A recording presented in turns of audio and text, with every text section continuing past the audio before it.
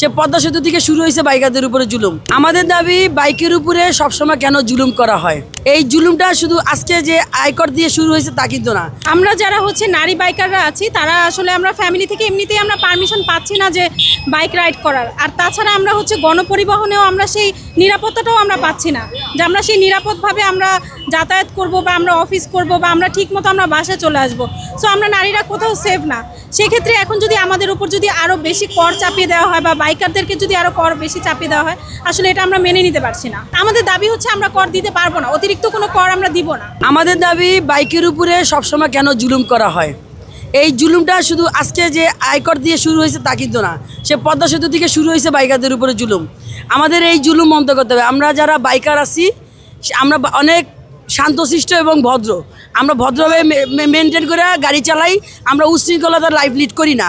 যারা উশৃঙ্খল তাদের উপরে কর বসাক। আমরা শৃঙ্খলভাবে লাইফ লিড করি। আমাদের প্রয়োজনে আমরা গাড়ি চালাই। আমরা 2 বছর পর পর ট্যাক্স দেই।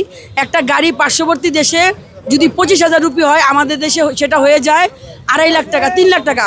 তাহলে আমাদের দেশেই কেন এত আয়কর দেওয়ার পরেও, ট্যাক্স দেওয়ার পরেও আমাদের এই বাৎসরিক করটা কেন আমাদের উপরে চাপাই দেওয়া হলো। আমি আশাবাদী যে আমাদের ইয়াং জেনারেশনের জন্য আমাদের সরকারও ইয়াং। আমি চাই যে সরকারের কাছে এই কথাটা আপনাদের মাধ্যমে যাবে যে আমরা 1 টাকাও কর দিব না। আমাদের এটা নিত্য প্রয়োজনীয় জিনিস।